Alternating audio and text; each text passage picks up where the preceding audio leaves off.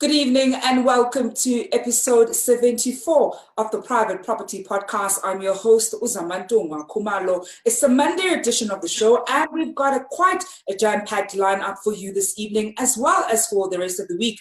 As many of you have probably wondered, we've spoken about so many things when it comes to the home ownership journey, but a huge bulk of it has focused on buying a property as an individual. And we've certainly looked at the different aspects of doing that. And of course, we're going to continue exploring those. But this evening, what we're going to be focusing on is the ins and outs of buying property in a trust. A lot of you have certainly asked for us to, explore buying into the trust, look at the benefits of buying into the trust, what exactly goes into it, and even asked what exactly is a trust. Is it beneficial for you to buy in a trust, and perhaps what are some of the advantages or even disadvantages should you consider this method of property ownership? Well, that's exactly what we're going to be exploring this evening, and some of what you can look forward to later on in the week is we're also going to be looking at how you can use tax to build your property portfolio, and that's an episode that's coming up tomorrow. And later on in the week, we're going to be looking at the ins and outs of buying property as an individual versus buying it as a company. I know a lot of you certainly are exploring buying property,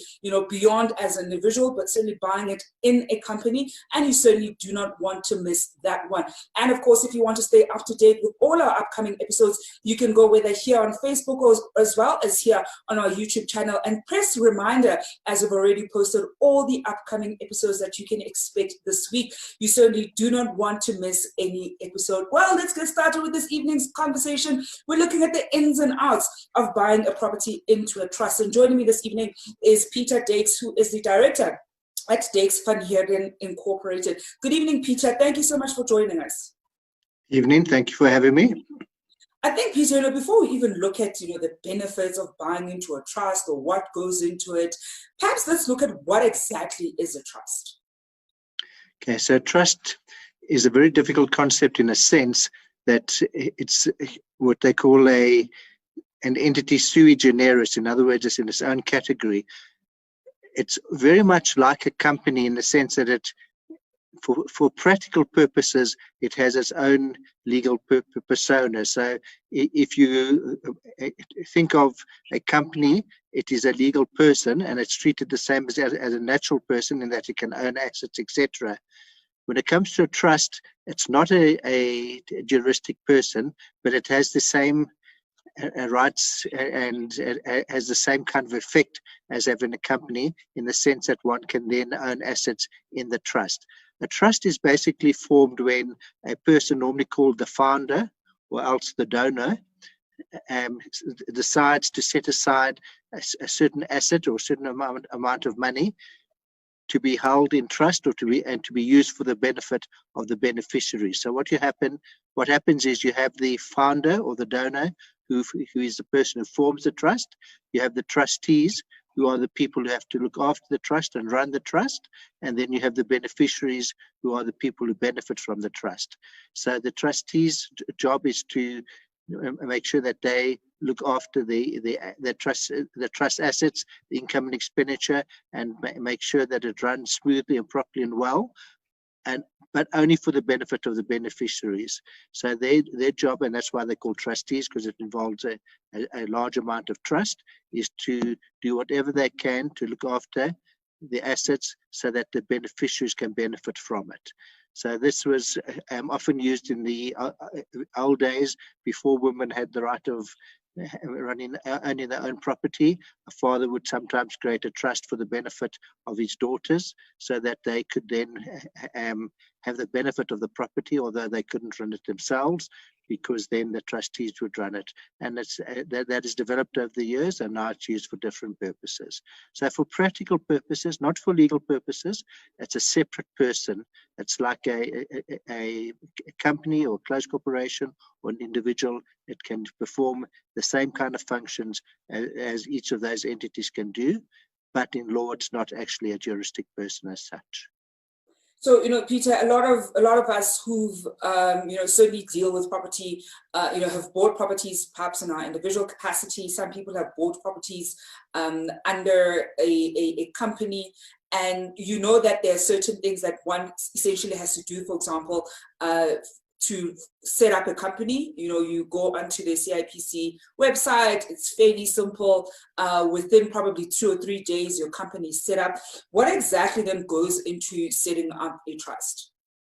Okay, so generally, if you want to set up a trust, you'd normally see an attorney, and you get the attorney to set up what is called the trust deed, which is very much like the constitution of the trust itself. So that trust deed sets out what the purpose of the trust is. In other words, to look after certain beneficiaries. It sets out who the beneficiaries are.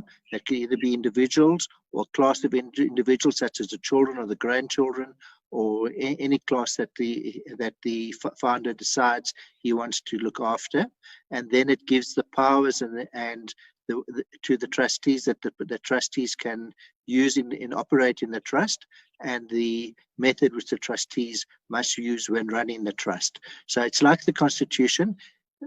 What's important about it is that anything that's not contained in that trust is a problem. So one has to make sure that the trust deed frames the powers of the trustees, what those trustees can do in very broad terms, because a trustee can't act outside of the trust deed. So one has to be very careful about that. And then the trust normally also provides under what circumstances the assets in the trust will then devolve upon the beneficiaries at a certain stage. Sometimes it goes on forever and ever in eternity. Sometimes the trust ends on the death of the parents, or maybe on the death of the parents and the grandparents, or whatever defined event is stipulated. But until such stage as the trust is terminated, the assets remain in the trust. They're operated and looked after by the trustees, and as I said before, for the benefit of the beneficiaries.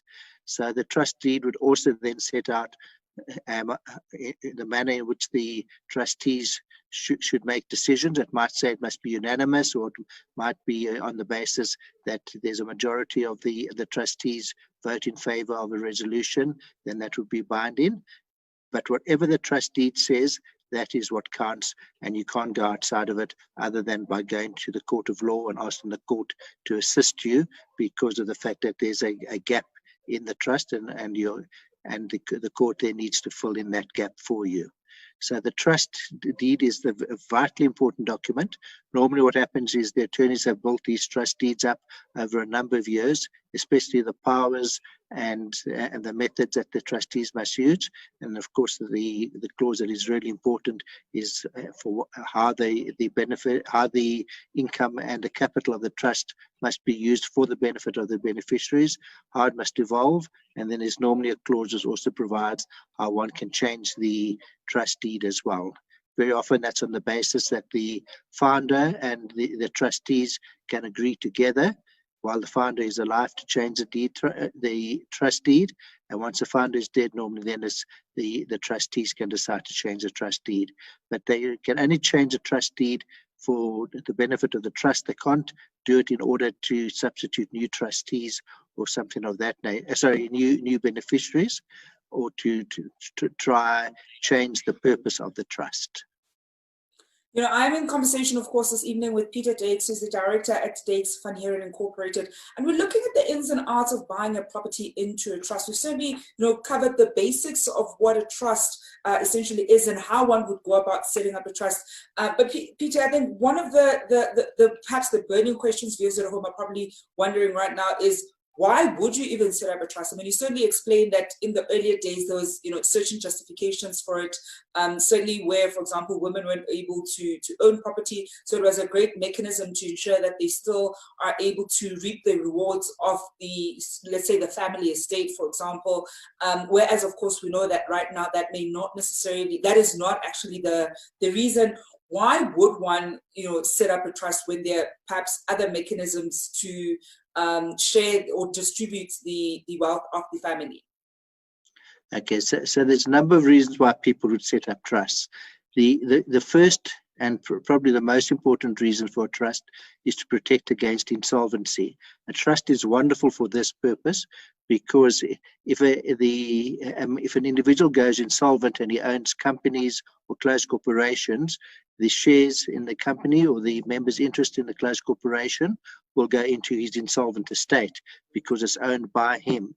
However, if the assets are owned by a trust, then they are separate from the individual, and therefore if the person who was the main donor or whatever goes insolvent, then that doesn't affect the trust, unless of course there was some kind of collusion or that he donated assets to the trust in order to avoid having a situation where the creditors can get the benefit of the assets. But generally speaking, it's treated as a separate entity, and again I emphasize it's not strictly speaking an entity as such, but it's treated separate, those assets, and that means that if one goes insolvent, then those assets are protected. It's the only way one can protect yourself against insolvency.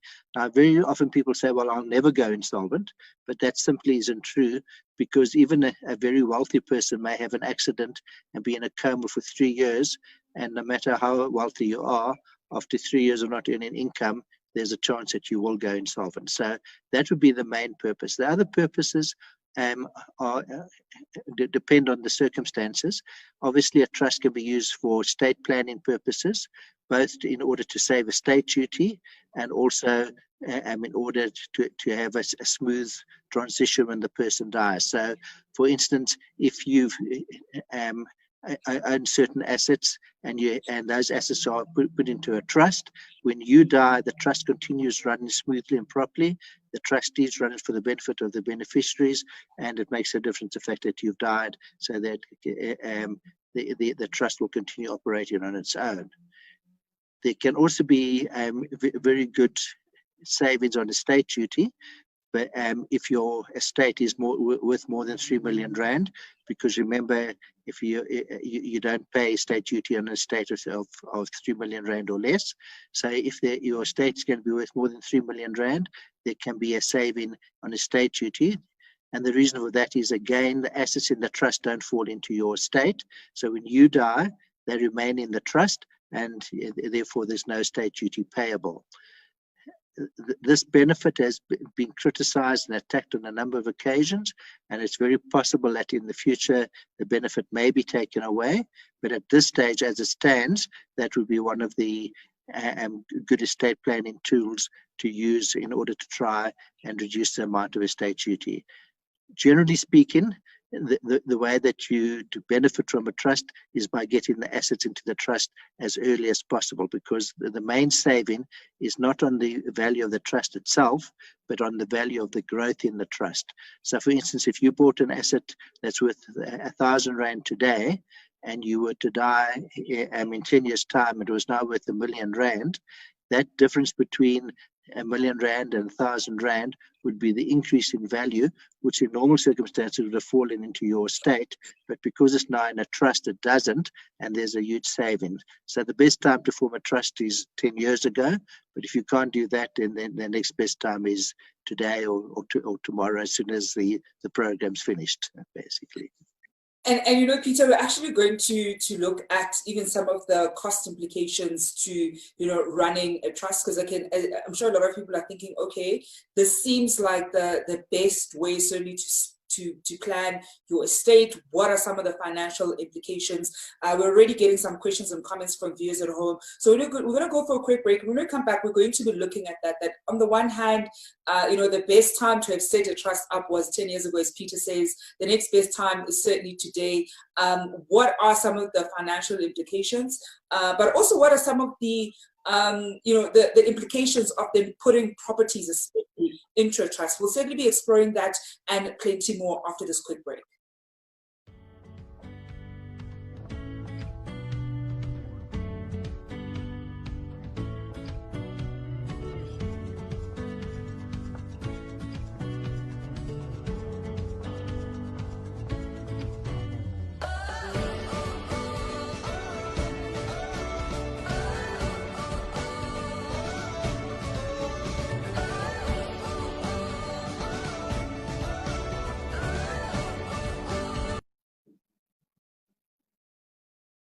Welcome back to episode 74 of the Private Property Podcast. I'm your host, Uzamanto Kumalo. This evening, we're looking at the ins and outs of buying property in a trust. If you've ever bought a property in a trust, perhaps share with us your experience or what even prompted you to do so. If you've ever wondered or certainly wanted to buy a property into a trust, perhaps you had a few burning questions when it comes to it, do send them through. And Peter Dykes will be addressing them. He's, of course, the director at Dykes Heerden Incorporated. Peter, one of the questions that we've received this evening is from Usipo Sangwenu, who asks, who can be a trustee?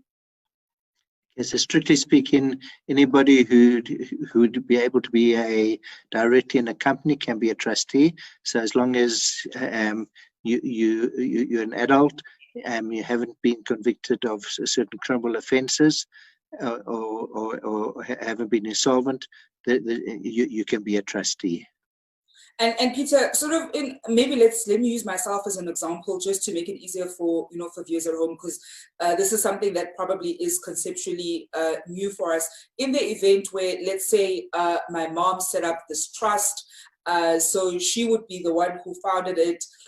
And suppose I'm one of the beneficiaries in that context, am I also able to be one of the trustees, or are the trustees meant to be very separate from who the beneficiaries are? Okay, so the trustee, a beneficiary can also be a trustee or vice versa. One has to be careful when it comes from a tax point of view. If there's a situation where the receiver believes that the assets have been channeled through the trust in order to avoid duty. So in other words, if you put it in so that you get the income through the trust instead of to yourself, then he'll tax it in the hands of the individual. But say for that reason, the answer is yes, you can be. And in very often in family trusts, at least one of the trustees is the father or the mother, and the beneficiaries are then the mother, the father, the children, and possibly the grandchildren as well. And Peter, one of the things that you've actually just mentioned, of course, is tax. Perhaps let's explore what the tax implications then are of setting up a trust, especially within the view of certainly our viewers who have an interest in property and would want to perhaps place some of the properties that they have, or perhaps even the whole portfolio, into a trust. What are some of those tax implications that we ought to be mindful of before setting up the trust, or as we're in the process of setting up that trust? Okay, well, and you're kind of asking about the pros and cons. Not really a tax thing, but I'm just going to mention it. Obviously, it costs money to form a trust, and generally speaking, it would be in the vicinity of about 5,700 rand, inclusive of that, to set up a trust. The second thing is that a trust, generally speaking, has to be audited by an auditor, so once a year. There are exceptions if the trustees are considered by the master to be capable of looking after the books of account themselves, but generally an auditor has to audit the books, so there is that expense as well. But if you're asking from the tax point of view, the answer is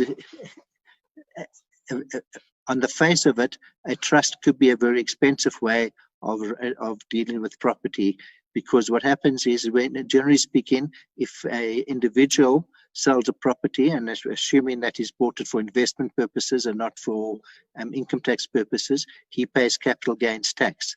And the capital gains tax which you would pay as an individual would be somewhere between 0 and 18%, depending on your tax rate. When it comes to trusts, the tax rate, the capital gains tax rate, is an effective 36% that one has to pay. So that's considerably higher. However, having said that, one can distribute the profits from the trust to the beneficiaries of the trust, and then they pay the tax instead of the trust. So in fact, there are circumstances where you could be paying less tax, either on the income or on the capital gains tax, because the beneficiaries have a lower tax rate than the individual who initially owned the property. However, the disadvantage of distributing to the beneficiaries is, of course, that that money is no longer in the trust, and the purpose that you had in the trust in the first place, one of the purposes was to protect against insolvency. So you can definitely bring the tax rate down to that of an individual, but then you lose the protection of the trust. So there's that disadvantage. The other disadvantage is that if it's your primary residence, the house in which you stay, which you consider as your home and where you stay, if you as an individual sell it, the first 2 million rand of your capital gain is not taxed as capital gains taxed, whereas if a trust sells it, you get taxed on the full capital gain, even if you distribute it to the beneficiaries. So that is a disadvantage. So as a general rule, if you are going to be buying a property and it's going to be the house that you're going to stay in, as a general rule, you would put that property in your individual name. If you are then going to be buying other properties for investment purposes, and you are willing to keep the properties for a long, long time, or alternatively willing to distribute the profits to the beneficiaries, then you would put the other properties that you purchase into a trust or trusts. That would be the general rule. If we're dealing with the residential properties, those are the only two wise decisions to make. You would never put a residential property in a company or closed corporation for various reasons, which I'm sure you'll deal with in your next the next one that you're having tomorrow, whenever it is. But generally speaking, for an individual, when it comes to residential properties, you either buy it in your own name or in the name of the trust. And if you're buying the property where you're going to live in, generally speaking, you would put it in your own name.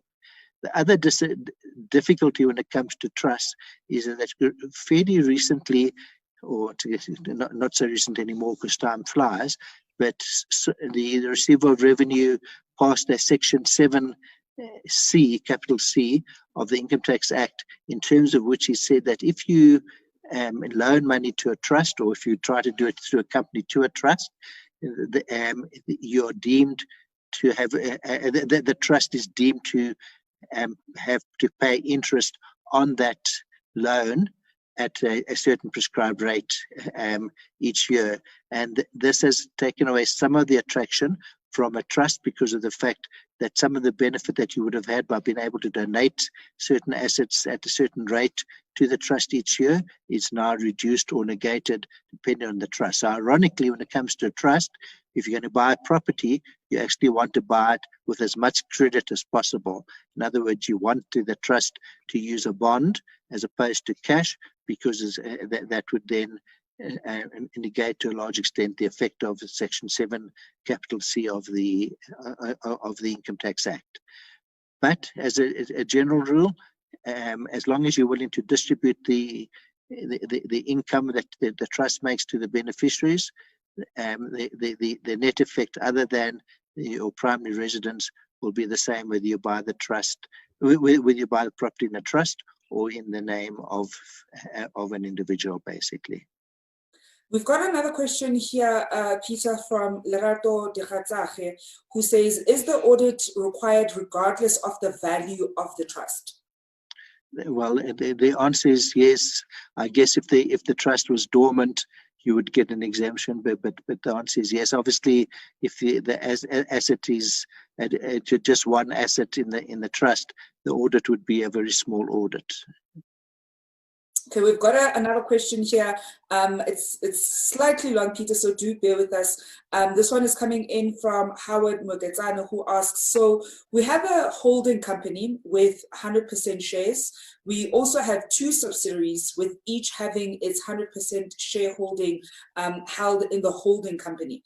The 100% share of the holding company are then held in the trust. The idea is to purchase the registered properties in the subsidiaries and not necessarily in the trust. But of course the shares of each of those subsidiaries is held in the holding company, further to which the 100% shares of the holding company are held in the trust. So essentially wants to get a sense of whether this is necessarily one of the perhaps the better option of setting up, especially for tax purposes. We've certainly seen those examples, right, Peter, where you set up a holding company.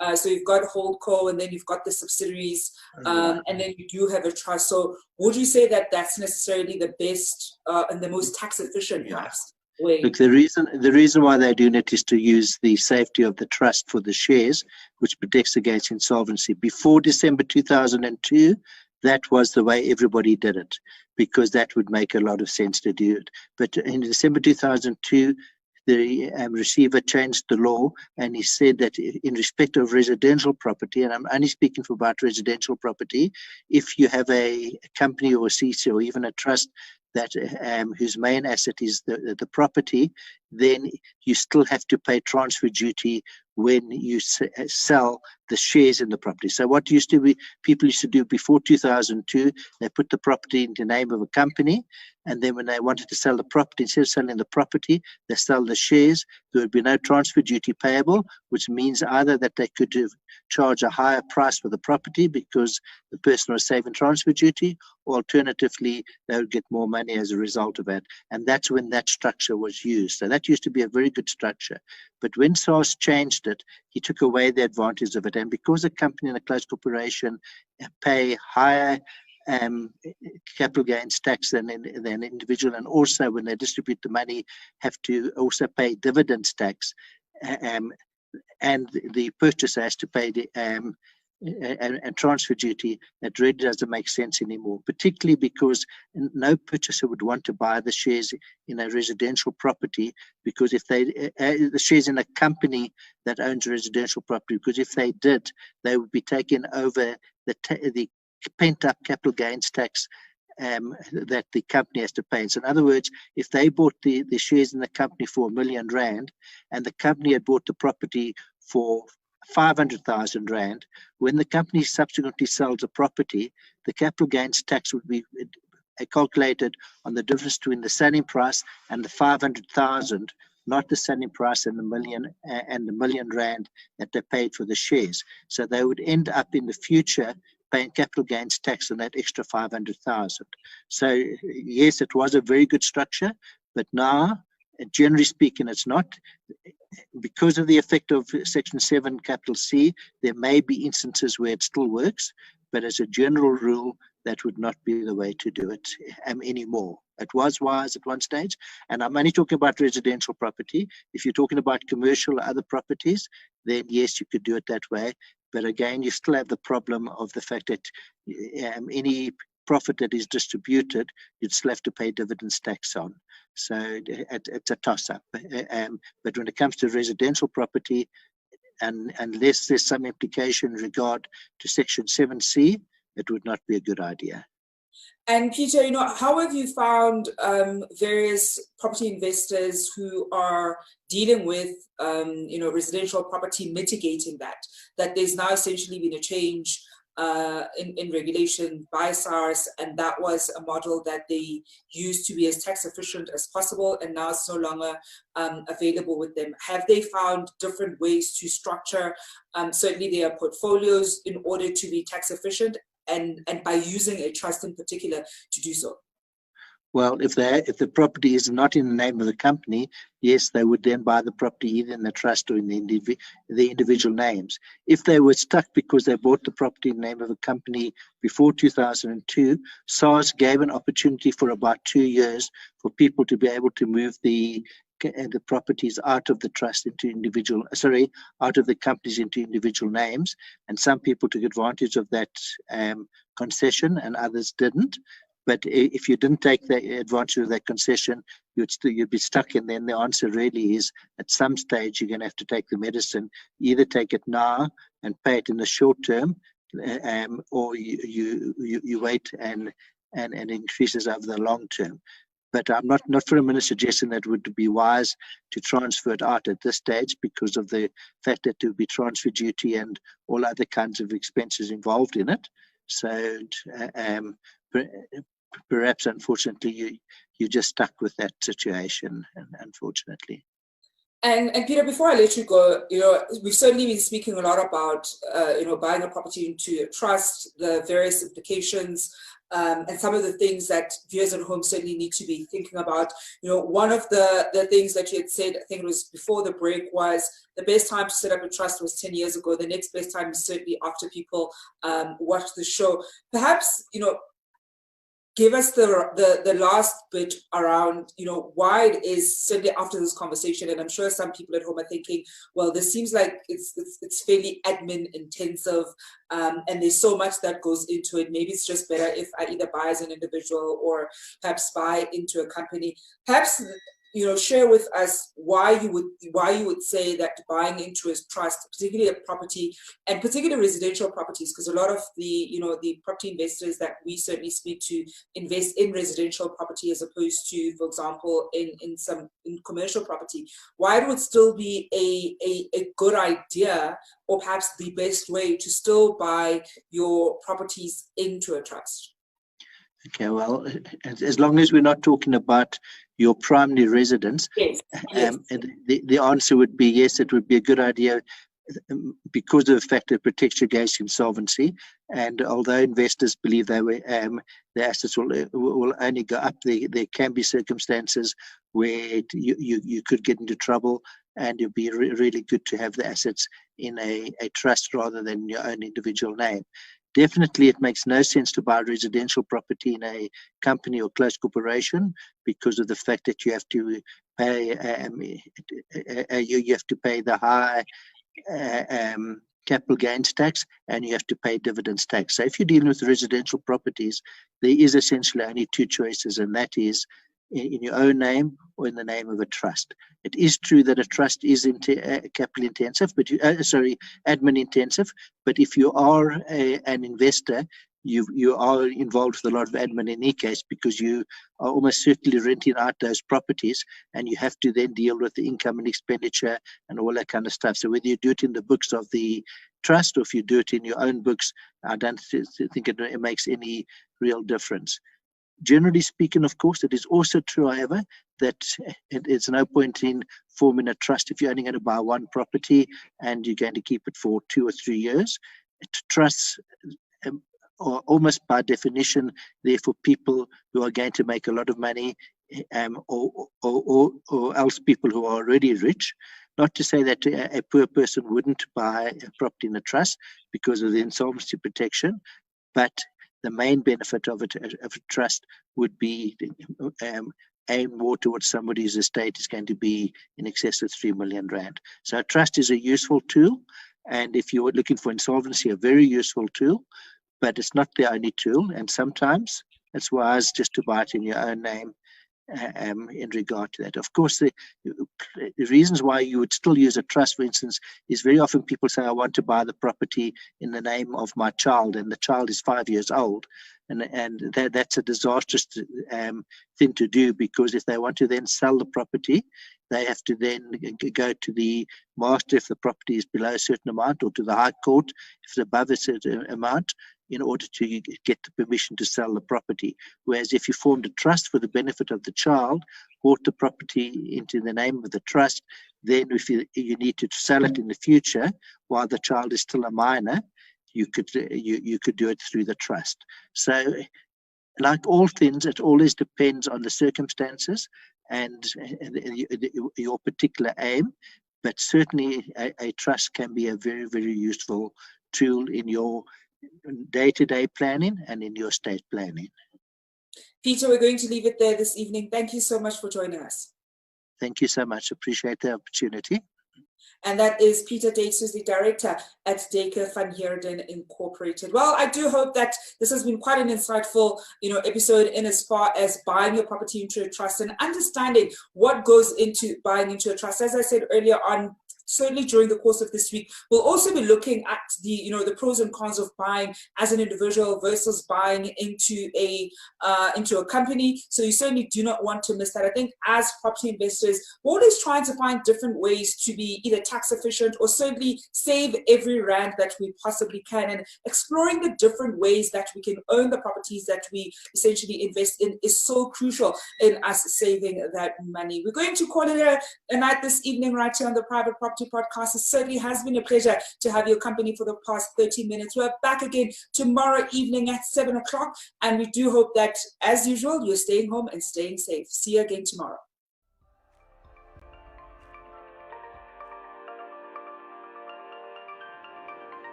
Hi, I'm Clifton Smithers. I live in Belito, where my partners and I run a business called Union 3. As a family, we chose to move here about 6 years ago. What attracted us to the area was the safe and relaxed lifestyle of the North Coast. We're surrounded by so much natural beauty, and we love that it's so casual. It's just not as intense as a busy city. In fact, that's one of the main reasons there's so many people moving into the area. There's some amazing lifestyle estates out here. We've got St. Barley, Brettonwood Estate, and Zimbiti, to name a few. The Belito Lifestyle Centre caters to everyone's needs. There's also some smaller commercial centres like Tiffany's in Salt Rock. There's some excellent restaurants to choose from, and there's a really wide variety of activities on offer. From mountain biking out on the trails to surfing at any one of the beaches, there really is something for everyone. This quiet little town really comes alive over the weekend. The live concerts and the farmers market at the Lychee Orchard is very popular. With the new international airport just 15 minutes down the road and the unmatched lifestyle that this place offers, it's no wonder that the North Coast is the fastest growing town in South Africa. My family and I absolutely love it here, and this is our neighborhood.